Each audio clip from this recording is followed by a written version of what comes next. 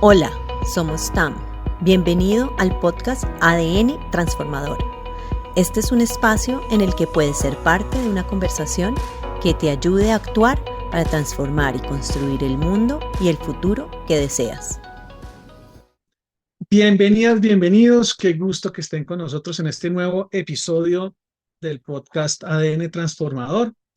Hoy una conversación muy especial, además muy buscada. Creo que Tillo, bueno, perdón, Astrid, Astrid es amiga y muy amiga nuestra de la casa y además muy amiga de Caro, que la gente que ha escuchado el ADN Transformador antes la conoce. Eh, Nos conocemos hace pues muchísimos años y llevábamos muchos meses tras de Astrid buscando que pudiéramos tener esta conversación.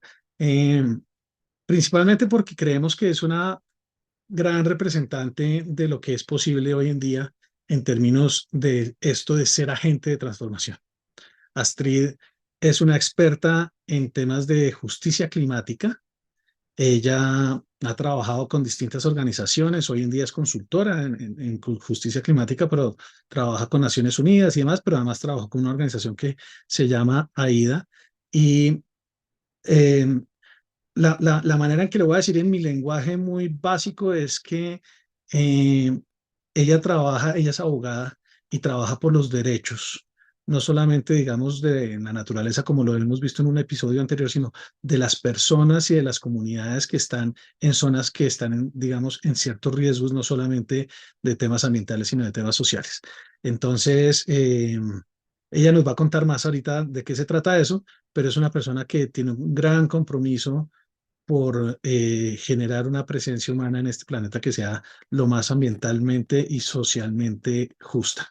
Eh, y eso además lo vive en su casa, donde tiene gatos, donde tiene naturaleza, donde ha hecho modificaciones para tener baños secos, en fin, digamos que no solamente esto es un discurso hacia afuera, sino que es una forma también muy incorporada de vivir. Entonces, estamos con aquellos de ustedes que no lo logran ver, estamos con María Paula también, con Papala, y ella también va a ser parte de esta conversación, y con Astrid Puentes. Eh, Astrid, cuéntanos tú un poquito de ti misma, quién eres tú y qué es lo que haces. Ay, muchísimas gracias, Andrés, por la invitación, que sí llevamos un tiempo tratando de coordinar, y María Paula también, que ha dicho estar en este espacio. Yo soy colombiana y creo que mi nacionalidad es importante porque vivo hace más de 20 años fuera de Colombia, que fue algo que no busqué, como que se fue dando. Vivo en México hace casi 20 años, entonces creo que también ahora cuento en décadas. Pasa la vida y ya, ¿no? Eh, y sí estudié Derecho en Colombia. Mis papás toda mi familia son colombianos, son de Boyacá, y creo que de donde vengo es muy, muy importante al final hoy quién soy, qué estoy haciendo, ¿no? Mis papás y mis abuelos eran pues campesinos, eran de pueblos, mi mamá es de Boyacá, de un pueblo que se llama Tibasosa, que la gente como que lo conoce, que es el pueblo donde mandan las mujeres, y hoy no sé, hay elecciones y así, pero sí es como muy fuerte. Cuando estaba creciendo, que todas eran alcaldesas.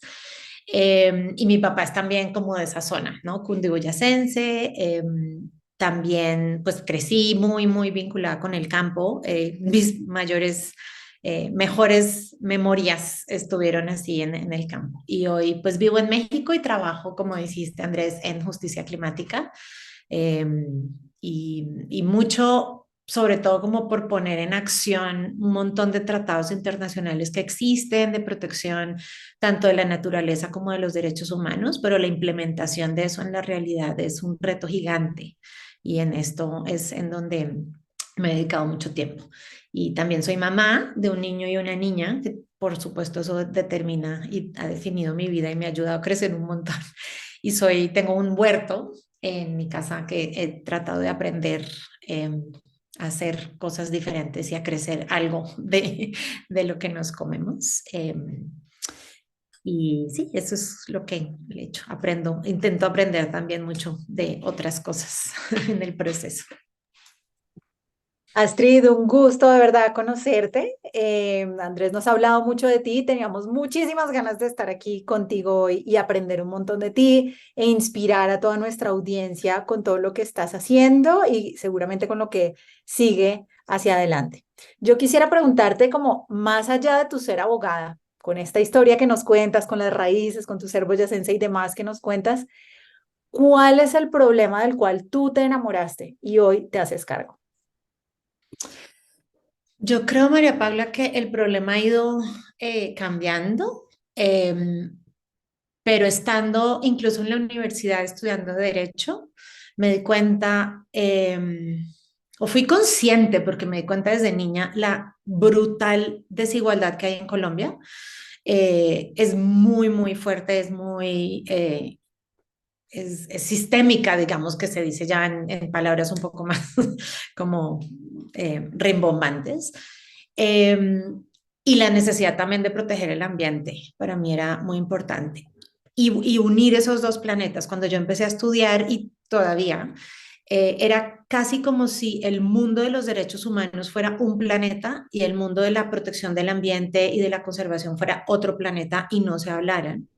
Pero además que no se hablaran, a veces incluso iban uno en contra del otro, ¿no? Por ejemplo, la protección ambiental, sobre todo, no solo en Colombia, sino en muchos países de América Latina también, cuando yo empecé a trabajar en los noventas, era como proteger áreas naturales sacando a la gente, por ejemplo.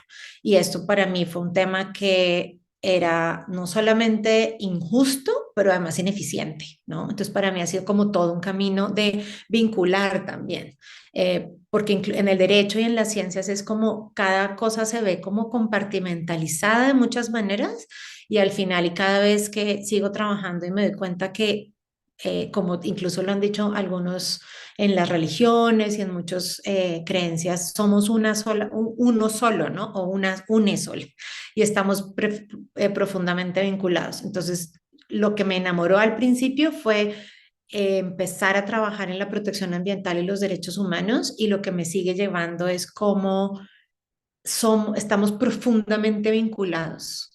Y eso debería, ojalá, reflejarse en el derecho para que realmente podamos como aterrizar soluciones que hoy no estamos viendo. Oye, dado eso, ¿qué es justicia climática? ¿Qué significa eso? En palabras lo más sencillas posible. Pues para empezar, Andrés, yo creo que justicia climática tiene muchísimas definiciones. O sea, no hay, y yo he intentado y he escrito y un blog, ¿no? O sea, y en la parte filosófica y al final pues justicia en general, ¿no? Tiene muchísimas definiciones, ¿no? Entonces, justicia climática para mí y lo que entiendo y lo que ejerzo y lo que estoy intentando construir es soluciones a la crisis climática que pongan a las personas y a la naturaleza al centro y que estemos recordando que somos parte, como humanidad, parte de la naturaleza y que también en la medida en que avanzamos las soluciones de la justicia, de la crisis climática, también se respetan los derechos humanos y se atienda la desigualdad. No es escoger una cosa u otra, pero implementar, por supuesto, soluciones complejas que aborden estos tres áreas. Que implica también asumir la responsabilidad de quienes más han contaminado, avanzar rendición de cuentas, avanzar también incluso el conocimiento de qué es lo que está pasando y por qué. Eso es justicia climática para mí. Y luego diferentes personas, comunidades, como que lo empiezan a aterrizar en cosas muy, muy concretas, ¿no? Yo vivo en Ciudad de México, el 80% de las personas en América Latina vivimos en ciudades. Entonces, por ejemplo, en palabras que cualquier persona pueda entender, justicia climática es que podamos respirar aire limpio, no el aire que respiramos hoy, que es muy, muy contaminado y es gravísimo para la salud de todas las personas. Justicia climática es que podamos tener acceso al agua que también sea limpia, que sea saludable, que podamos tener acceso a alimentos saludables, que podamos tener espacios verdes de recreación en las ciudades, que las ciudades sean espacios y que las ciudades y las zonas rurales donde vivamos en espacios seguros, tranquilos, amorosos, amables, conectados con la naturaleza y en donde nuestro pasar por la naturaleza no la destruya, ¿no? Que podamos estar disfrutando esa vinculación, ¿no? transporte, por ejemplo. Entonces ahí como que lo podemos ir desagregando, depende de quién, de dónde estemos viviendo, pero implica también mucho que en la vida diaria podamos tener esas pues beneficios, ¿no? De tener aire limpio, transporte limpio, agua, alimentos, recreación. Oye, así como escuchándote, pareciera ser que de alguna manera, de todas formas, la justicia climática gira alrededor del ser humano. Ese es como su centro. Tú decías que podamos tener aire limpio, que podamos tener agua pura, en fin, que podamos de alguna manera como disfrutar de todas estas cosas como seres humanos. ¿Estoy interpretando adecuadamente? No, o sea, yo lo describo desde mí, que soy ser humano. Entonces, por eso tal vez la vinculación con el aire y así. Justicia climática también implica, y gracias por exacto, como de todos estos otros elementos en donde el paso de la humanidad por el planeta no la destruya. Y bueno, seguramente ya han visto y en otros episodios han hablado. Hoy estamos viendo, por ejemplo, estamos enfrentando la sexta extinción ¿no? de la biodiversidad, que yo tengo la completa convicción que la Tierra se va a recuperar. El tema es nosotros en la Tierra, ¿no? Pero la justicia climática también implica el respeto de los derechos de la naturaleza per se, ¿no? A la naturaleza como un ente vivo. Y ahí por eso decía que entendernos como una parte de la naturaleza, no el ser humano como a conquistar y a solamente extraer recursos naturales, sino ver la naturaleza como una parte vivo del que somos también parte y del que tenemos que tener una relación. Eh, o, digamos, en eso creo que, y ahí entrando un poco tal vez a la filosofía y al entender más también de fondo, la justicia climática implica también una relación que no es de competencia ni de conquista de la naturaleza ni de unos seres humanos contra otros. Y en ese sentido también la importancia de respetar y aprender de la naturaleza como está, ¿no? No es, o sea, hay unas especies que se alimentan de otras, pero eso no quiere decir que las conquistan, es un tema más de sobrevivencia, ¿no? Y ahí yo creo que es un tema que definitivamente deberíamos, y la sociedad necesita hacer nuevas relaciones, ¿no? Necesitamos, o sea, aparte de la justicia climática es que necesitamos reinventar realmente la sociedad como la vivimos hoy, ¿no? Entonces, por ejemplo, desmontar el patriarcado y estas visiones de conquista de unas personas hacia otras, de las personas hacia la naturaleza, de competir, de ganar y perder, ¿no? Por ejemplo, para mí justicia climática también implica que no ganamos los buenos y pierden los malos, porque hoy en día no podemos simplificar toda la solución del cambio climático en eso. Y segundo, si algunos pierden, todos estamos perdiendo. No es un tema de quién gana y quién pierde, ¿no? Es un tema de cómo redefinimos nuestro caminar en la tierra desde el punto de vista de alimentos, de la energía, ¿no? De todas estas relaciones y también por eso hablar del elemento de justicia, porque hay, y lo estamos viendo, ¿no? Digamos, no es resolver la crisis climática, no es solamente reducir emisiones, contar cuántas hectáreas se protegen, ¿no? Sino el proceso y cómo hacerlo es importante. Digamos, un tema esencial es recordar que hoy la crisis climática está vinculada con la desigualdad.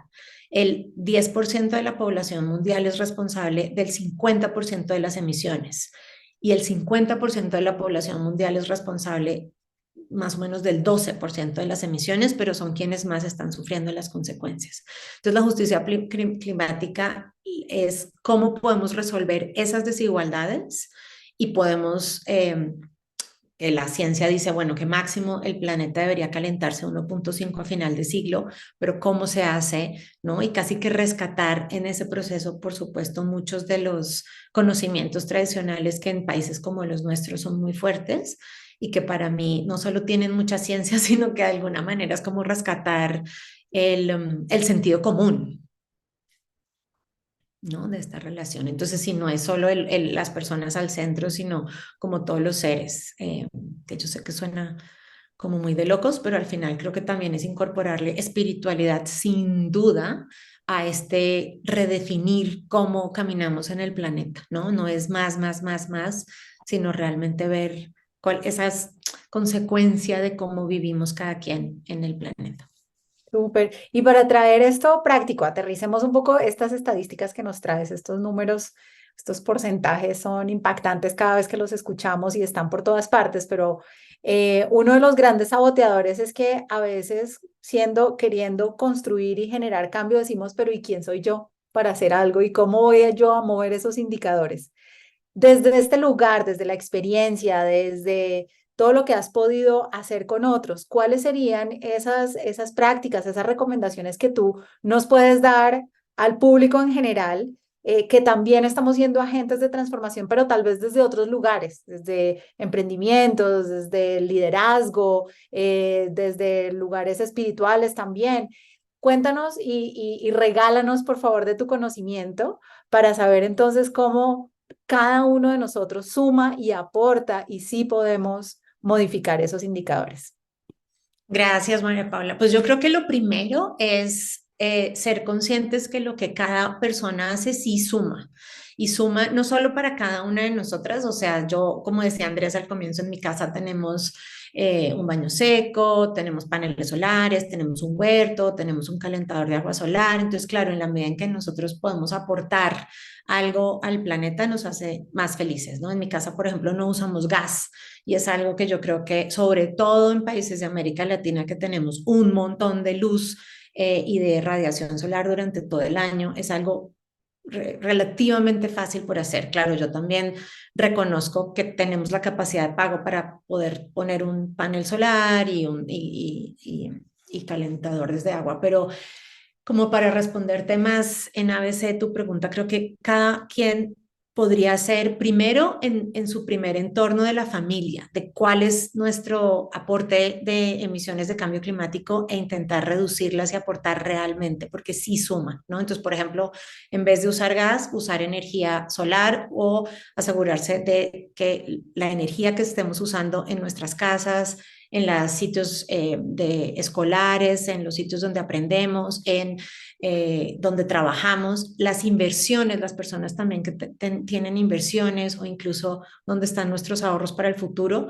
dónde se están invirtiendo esos dineros, ¿no? O sea, como empezar a mirar cuáles son todos estos círculos que están.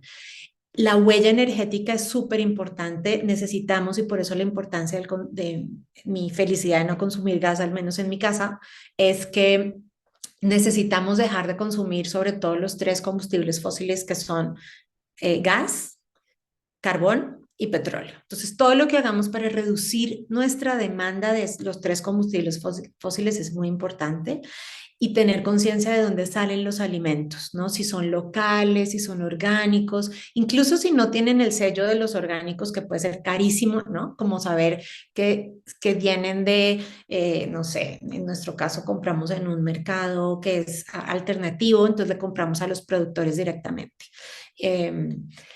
Y un tema que también me parece súper importante, que para mí ha sido un camino, es abandonar la perfección, porque es imposible pensar que, ¿no? Y cuando yo creo que también llegan al punto de la ironía, a mí me han dicho es que respirar afecta al ambiente, ¿no?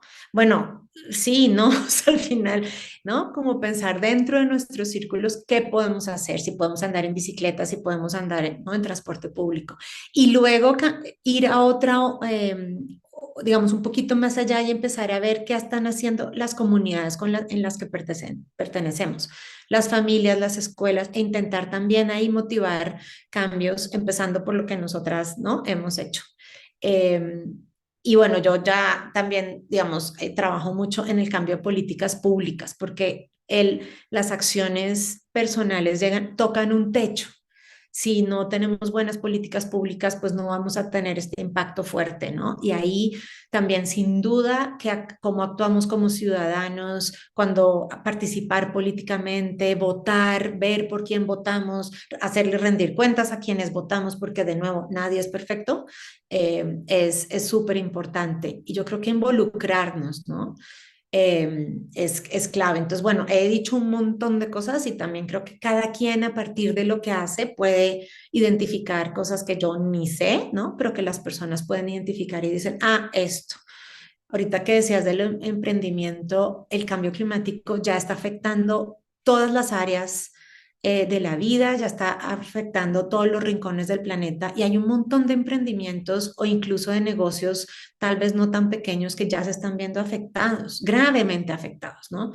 Hace unos años el huracán en Providencia, por ejemplo, ¿no? Esto está vinculado a cambio climático. En México hace unas semanas, hace un mes, vimos el huracán Otis que arrasó Acapulco.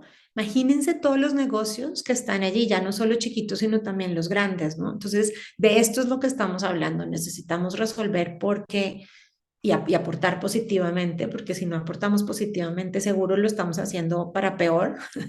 Eh, y es importante activarse. Por eso me encanta también este podcast, porque una persona no va a salvarlo todo, no, ni siquiera nos corresponde, pero sí podemos hacer aportaciones positivas y también ser comunidad, sin duda, nos ayuda un montón a incluso visualizar qué se necesita. Oye, ahí hay un tema que a mí, pues, y voy a hablar incluso de nosotros, que yo creo que para nosotros es muy importante aquí en el ADN transformador y en el equipo que está detrás, que lo llamamos el TAM. Eh, y es que nosotros creemos que los agentes de transformación, entre otras cosas, estamos trabajando no solamente en función de la transformación personal, sino en función de la transformación de sistemas. ¿Sí? Y yo creo que tú eres una de esas personas que tiene una, una posición, digamos, por tu experiencia, por lo que ha sido tu trayectoria, en donde has podido mirar las dos cosas. La visión como desde el individuo, de lo que los individuos podemos hacer y muchas de las cosas que nos mencionabas son cosas que quizás los individuos podemos hacer y donde hay muchas posibilidades. Pero también está esta visión empezaste a hablar un poco como del tema de las comunidades, pero es esta visión de lo que, y además cuando dijiste como en el trabajo con los gobiernos, es decir, es la visión de los sistemas, de lo sistémico. ¿Cómo es esa relación? ¿Cómo ves tú eso en tu trabajo en función de efectivamente generar esa transformación que queremos ver? Porque creo que estamos de acuerdo en que, o más bien, me voy a editar a lo que iba a decir, y es que solamente si todos los seres humanos o la mayoría de los seres humanos hiciéramos algo juntos, es que lograríamos hacer una gran diferencia a una escala grande. Pero si no estamos trabajando a nivel sistémico, esa escala no se va a lograr. ¿Qué es lo que hay que hacer ahí? ¿Cómo entrarle a trabajar en este tema de no solamente quedarnos en mi transformación o la transformación personal, sino en ir a la transformación de los sistemas? Eh, Mira, yo tengo como elementos de qué es lo que creo que se debería hacer, que hace falta y no creo que tenga la solución. Ojalá tuviera. En relación con los sistemas, digamos, y pensando en el mundo en términos de cambio climático, ¿no? Y de la crisis climática, porque por supuesto hay varias, digamos, perspectivas del cual definir qué es lo que está pasando, ¿no? Es y por eso es que decía que tenemos que redefinir las sociedades. Hoy en día, la dependencia de los combustibles fósiles es altísima y eso está definido no solamente que cuando prendemos los carros, quienes todavía tengan o tengamos motores de combustión o la energía, etcétera, pero también está dependiendo de cuál es el poder que está detrás de quienes están en la extracción de estos combustibles fósiles, ¿no? Entonces, cuando hablamos de sistemas y pensando en la justicia climática, una cosa definitivamente que necesitamos avanzar es la responsabilidad, ¿no? La rendición de cuentas. Pensando también en términos de emisiones a nivel histórico, desde que se tienen medición de emisiones a finales de 1700, ni idea cómo sacaron todas estas emisiones, ¿no? Pero la comunidad científica, y esto es datos de científicos y científicas alternativos, no es como una institución de gobierno, pero ya después se ha ido usando, las emisiones históricas en el planeta están vinculadas con 108 empresas a nivel global. 108 no es nada. Entonces, cuando hablamos de sistemas, ahí tenemos que empezar a avanzar esas creencias y esa falta de responsabilidad, ¿no? ¿Quiénes son estas empresas? Ahí está Shell, Exxon, como las grandes empresas petroleras que han operado por cientos de años, bueno, no cientos de años, perdón, por siglos, ¿no? Y que son responsables de esta cantidad de emisiones. Colombia, por ejemplo, Ecopetrol es una empresa muy chiquita, entonces no alcanza a meterse en esa lista, pero sí están Petrobras, que es la empresa de Brasil de petróleos, está Pemex, la de México, y está PDVSA, que es la de Venezuela, ¿no? Y hay la de empresa de Arabia Saudita. Entonces, parte de lo que necesitamos empezar a avanzar en términos de sistemas es desconectarnos de esta idea, por ejemplo, que las grandes empresas son los salvadores, ¿no? En algunas cosas, por supuesto que han hecho muy importantes aportes a la economía, a los trabajos, etcétera, pero no es la única manera, ¿no? Incluso pensando en los trabajos. Yo estudié con un montón de gente que su sueño era trabajar con una multinacional, nunca fue el mío, ¿no? Entonces, incluso en estos idearios y hablando de niveles, digamos, en donde los entendemos, necesitamos entender también que tenemos que avanzar y disminuir la impunidad. En países como en Colombia, en América Latina, no llega, por ejemplo, información de cómo las empresas petroleras sabían del cambio climático desde los años 80, tal vez desde antes, pero comprobado desde los años 80, porque sus propios científicos y científicas les estaban diciendo que el planeta se estaba calentando, que íbamos hacia una crisis y que estaba directamente vinculado con el petróleo y la quema del petróleo. En lugar de que estas empresas empezaran a pensar cómo avanzar soluciones, se dedicaron a invertir miles y millones de dólares para esconder la información, hacer lobby a nivel global y tapar esta información. Y hoy lo vemos. Entonces, parte de lo que no hemos logrado, ¿por qué no hemos logrado avanzar soluciones de cambio climático? Porque el lobby de las empresas de combustibles fósiles es muy fuerte e incluso está incorporado en lo que los gobiernos están haciendo, ¿no? Entonces, parte de lo que necesitamos rescatar es que los gobiernos, incluso el sector empresarial, piense en el bien común, no en más y más y más y acumular más y más eh, riqueza, ¿no? En algunas únicas personas. Y eso en términos de sistemas creo que se desmonta y incluso el IPCC, que es el Panel Intergubernamental de Cambio Climático de Naciones Unidas, en el último informe tiene unos datos bien interesantes, unos de los cuales les compartí de la desigualdad. Y otra de las cosas que dice es que las emisiones de cambio climático están directamente vinculadas con el consumo y por ende las personas que en mayor medida consumen a nivel mundial tienen también en su mano las posibilidades de reducir. Y también hay un tema de salud mental muy importante. La crisis climática ya está afectando la salud mental, ¿no? Entonces creo que pensando en diferentes perspectivas, y yo lo hago como mucho también, es que no siempre tener más es mejor, ¿no? Andrés y yo en muchas cosas con Caro hemos compartido incluso cómo educamos a nuestras hijas, ¿no? Y es como valorar un paso en la naturaleza, valorar ver un pájaro, ¿no? O sea, como no necesitamos como un montón de comprar y comprar cosas que además van a destruir del planeta. Entonces, pensando en eso, por eso también me parece súper importante trabajar en la conciencia de las personas, ¿no? Yo no creo que las personas sean estos malos horribles de las empresas petroleras, es cómo podemos desmontar en lo que estas creencias sistemáticas y poder construir una rendición de cuentas en donde se desmonten todas estas, por ejemplo, eh, riquezas millonarias que hoy están detrás de la destrucción del planeta y podamos cambiar esa abundancia para las soluciones que hoy necesitamos, ¿no? Esto me parece como muy importante y por ahí también hablando y pensando en, volviendo a la pregunta de los sistemas, es en diferentes círculos.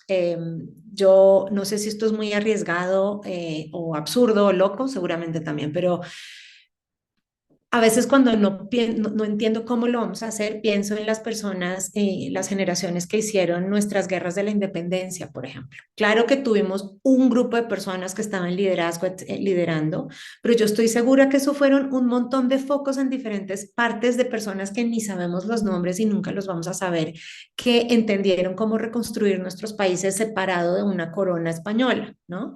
O la esclavitud. Entonces, necesitamos reinventar el mundo de maneras que cada cosa que estemos haciendo está aportando y va a aportar, espero, de verdad, es como mi creencia y mi utopía, a que podamos encontrar las soluciones que aunque hoy no las estamos viendo, tenemos que hoy plantar las semillas para que en unas generaciones ya puedan, ¿no? Como encontrar estas diferentes maneras de estar en estos sistemas y las sociedades que hoy necesitamos cambiar. Súper. Oye, y de pronto María Paula también tiene ganas de hacer preguntas, pues que yo tengo, porque este tema me parece súper importante. Yo me imagino que cuando las personas empezamos a hablar en ese nivel y cuando tú empiezas a hablar en ese nivel, y aquí quizás voy a hacer un poquito un salto como de estar hablando de eso y como por acá arriba a volverlo quizás un poquito más personal también. Y es cuando tú empiezas a hablar de este tipo de cosas y de estas 108 empresas y de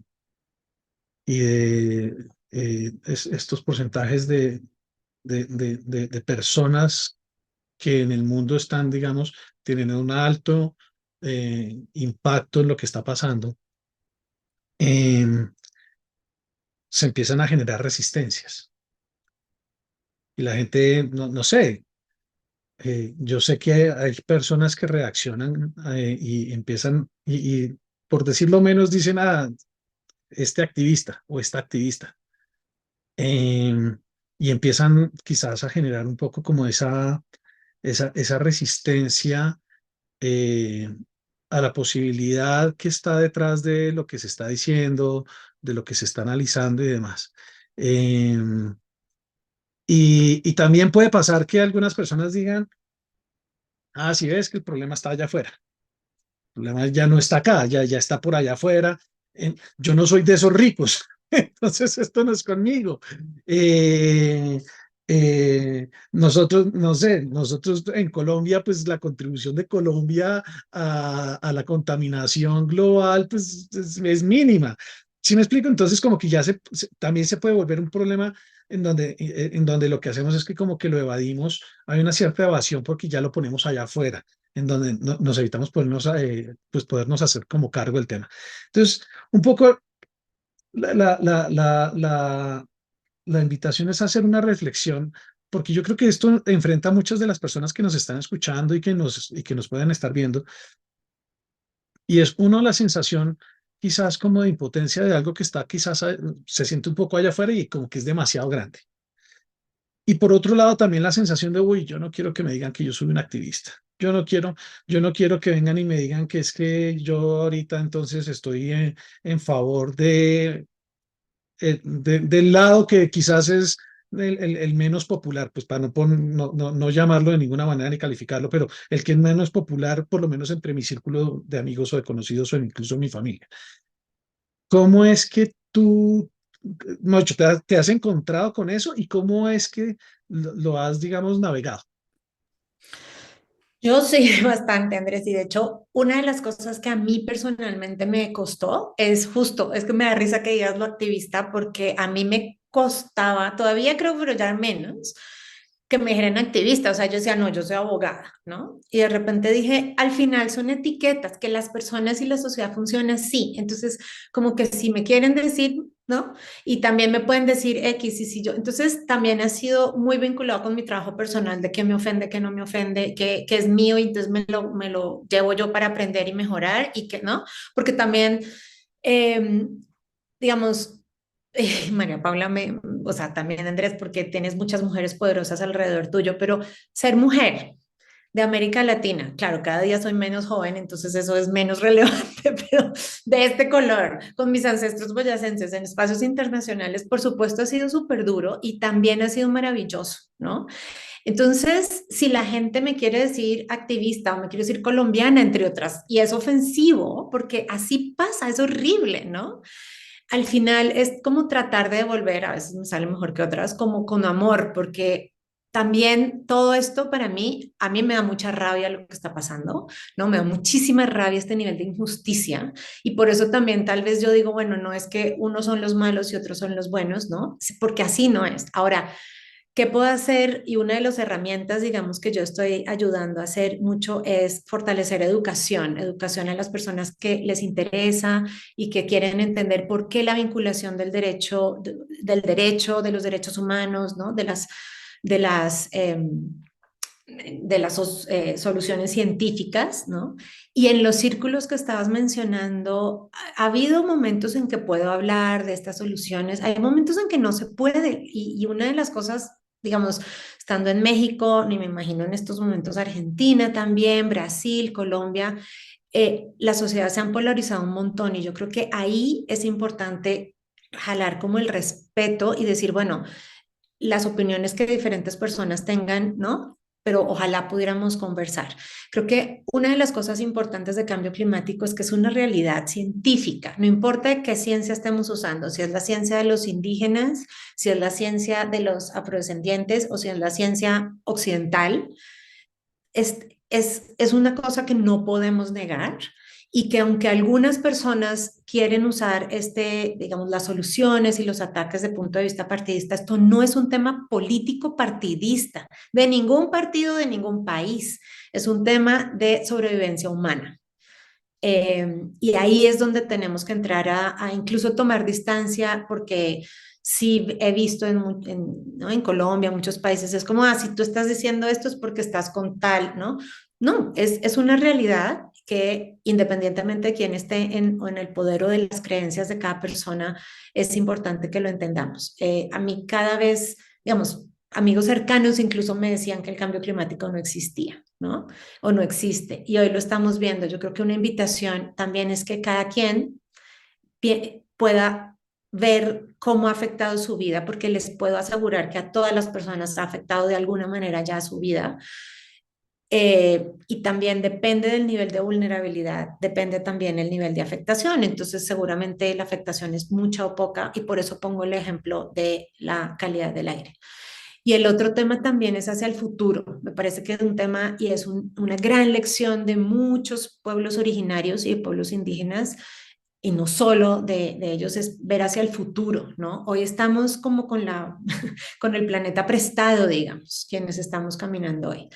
Y hacia el futuro, no importa qué convicción política tengamos, la realidad es que el futuro de nuestras hijas e hijos está muy mal. Y si no invertimos ahorita algo para que las soluciones estén bien, no importa cuáles sean nuestras convicciones, cada vez va a ser muchísimo mayor, ¿no? Entonces creo que cuando se puede, he intentado como usar esa información, usar información que no tenga como estos velos partidistas. Y a veces también se puede hablar y a veces no. La verdad, Andrés, a veces como que priorizo amistades por encima de estar bien o estar mal, y también ha sido como un ejercicio gigante de humildad. Y de lidiar con mi propia soberbia y mi propio ego y decir, bueno, yo hago mi caminito y a veces se puede y la gente oye y a veces no, ¿no? Gracias, Astrid. Me encanta esta conversación y quiero traer algo que mencionabas hace un momento y es como que esa rabia que a veces nos da ese dolor, que al final también es un gran motivador. A veces escuchamos personas como tú traer esa rabia y podemos verla convertida en pasión y convertida en energía, en una fuente de energía que nos permite ser agentes de transformación. Hay algo que nos mueve. ¿Cómo podrías tú poner aquí como en 2 o 3 prácticas de cómo convertir esa rabia, ese dolor, esa tristeza, volverla fuerza para los agentes de transformación que nos están escuchando y que tal vez también la tienen, pero que no están empoderados en este momento, no sienten, no la han podido convertir en una fuente de energía? Ay, María Paula, no sé, pero creo que una de mis fuentes de rabia ha sido darme cuenta del engaño. A mí personalmente, y claro, tendrá un montón de cosas que, bueno, ni al caso, pero de camino individual. A mí de verdad me duele el engaño. Entonces, ver que todas estas empresas, independientemente, ¿no? De que yo no trabaje o quiera trabajar o no, es... eh, esta manipulación incluso de la información que tiene que ver con el imperialismo y el colonialismo, ¿no? Que a mí personalmente hace 10, 15 años yo decía, ay, qué pereza hablar, ¿no? Pero que cada vez que me doy cuenta es cierto, o sea, cómo el poder de estas empresas manipula la información en Colombia, en América Latina, por ejemplo, el gas natural, ¿no? Como si fuera energía verde. Entonces, creo que lo primero que tenemos que darnos cuenta es de ser muy críticos de dónde viene la información que estamos recibiendo y que creemos o no creemos cierta, ¿no? Y lidiar con esto, o sea, como de verdad encontrar fuentes de información que sean fiables y hoy en día tenemos la ventaja gigante que tenemos redes sociales y por ende también podemos ver diferentes fuentes de información. Hay una que ya también las palabritas se volvieron moda, pero es cierto, hay un discurso de odio brutal, un poco lo que estabas diciendo, Andrés, ¿no? Esta calificación de si alguien dice algo es, ¿no? Yo creo que también intentar quitar esto. Y pues yo como abogada, muchas de las cosas que también he tratado de hacer es usar el derecho y litigar. Eh, en Colombia, por ejemplo, uno de los casos que yo estuve muy involucrada fue la protección de los páramos con minería. Hace unos años había unos proyectos de minería a gran escala en el páramo de Santurbán, ¿no? O sea, iban a hacer hoyos en el páramo de Santurbán, violando las normas y empezamos a litigar un montón, acompañando a la comunidad y hoy los páramos están protegidos, ¿no? Y el agua, y, entonces que no es un tema que se acaba pronto, ¿no? Yo creo que litigar es importante, eh, hablar del tema, yo creo que la terapia personal debería ser parte de la canasta básica, entonces también lidiar con eso porque es de donde sale. Y necesitamos también acabar con esta, como sentir que lo que hacemos no es suficiente o no hace una diferencia. O sea, es gigante la diferencia que podemos hacer. Eh, de nuestra familia, nosotras mismas, que estemos más felices, los vecinos, ¿no? Yo, por ejemplo, tengo un círculo de amigas divina que me contiene siempre, ¿no? Entonces, cada quien va y hace su cambio en el mundo y vuelve a su nidito que nos consienta, ¿no? Entonces, creo que es súper importante y ser consciente del nivel de violencia que hay afuera y hacer las cosas distintas. Eh, Colombia en particular es un país, ¿no? Y América Latina es una región que sí tenemos que tener mucho cuidado para lo que dices, ¿no? Utilizar esta rabia de manera constructiva, de ver que parte del problema en nosotras estamos siendo parte y ser responsables también. Creo que uno de los retos que tenemos es que hay muchos adultos que no son adultos, que no son responsables, parecen niños, ¿no? Y ahí hay un tema importante también que, pues que cada quien deberíamos estar asumiendo nuestro pedacito de responsabilidad y, y volverlo soluciones, ¿no? O sea, como, bueno, ya esto es lo que hicimos, pero también ver qué soluciones y en qué medida podemos hacerlo.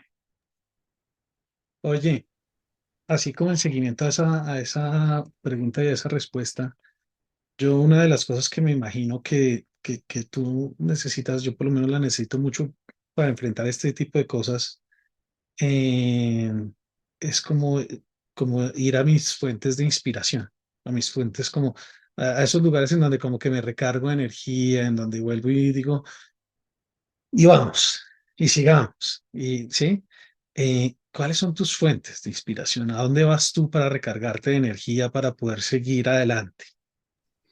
Sí, es cierto. Yo montañas, al final soy bogotana, soy montañera, entonces para mí las montañas son como un sitio, o sea, en general la naturaleza, pero para mí las montañas son un sitio de inspiración importante. Meditar también me ayuda un montón. Hacer ejercicio, no con la disciplina que, bueno, hacer ejercicio, no me voy a poner, también me ayuda un montón, leer, estar con la gente que quiero.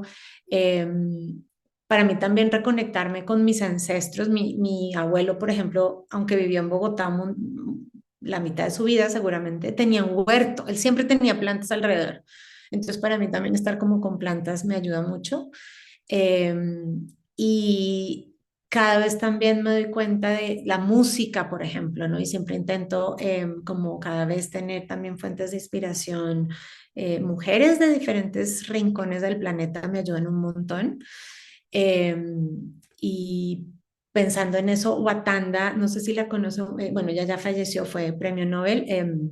Watanda Wangari, ella es una mujer, fue una mujer africana y tiene un cuento divino que creo que vale la pena y así como muy en resumen y si esto tiene seguimiento podemos compartir tal vez un link, pero ella lo que decía es, cuenta de había un incendio en la selva y estaban todos los animales corriendo del incendio para salvarse y el colibrí en su pico llevaba agua de un sitio al otro y los animales grandes decían, ¿qué hace? O sea, qué ridículo es, esto no va a apagar el incendio y dijo, bueno, esto es lo que yo puedo hacer y me niego a no hacer nada, entonces yo voy a llevar las gotas que me quepan en el pico para apagar el incendio. Y muchos animales cayeron en cuenta y se devolvieron y ayudaron a apagar el incendio. Pero incluso si no lo hacen, yo creo que al final es eso, las personas que somos agentes de cambio, yo creo que somos esos colibríes en el incendio. Si el incendio se apaga o no, ojalá que sí, pero, pero en algo aportamos y creemos que aportan, incluyendo por supuesto ustedes que son para mí también fuente de inspiración. Así que, exacto, eso creo que también ayuda mucho a... de hecho, tengo un colibrí tatuado, es eso, ¿no? Como acordarme de, yo hago mi pedazo y tengo un acto de fe en el universo que algo bueno saldrá de ahí. Qué lindo. Gracias. Gracias por el regalo del colibrí. Cada vez que vea uno voy a pensar también en ti y en tu mensaje que nos traes hoy. Y hablando de mensajes, ya como para ir también acercándonos al cierre, como si tú pudieras dar un mensaje en una valla a todos quienes nos escuchan, ¿cuál sería ese gran mensaje que tú quisieras dejarnos, dejar al mundo, dejar a tus oyentes? Mm. Em, algo, pues yo creo que estuviéramos como que ser conscientes de la conexión que tenemos con la naturaleza y con la misión que cada quien tiene. Me parece que es escuchar a la naturaleza como la sabia, es algo que sin duda creo que a mí me ha ayudado. Entonces, siempre escuchar esa conexión de la grandeza de la naturaleza y de la misión que venimos cada quien a cumplir. Súper. Quizás una última pregunta, Tillo. Astrid. Eh, si nos vamos a un futuro no tan lejano, pero tampoco tan cercano, digamos 2030 a 2050 por ahí, por esos años,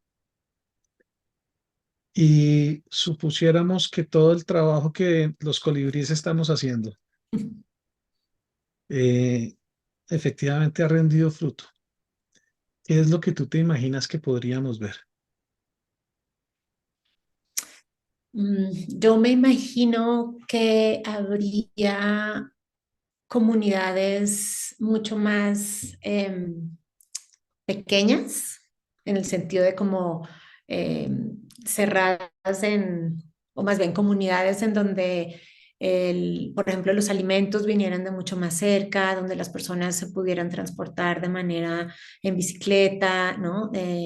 Definitivamente sería un mundo en donde respiraríamos mejor aire realmente limpio y no que nos enferme.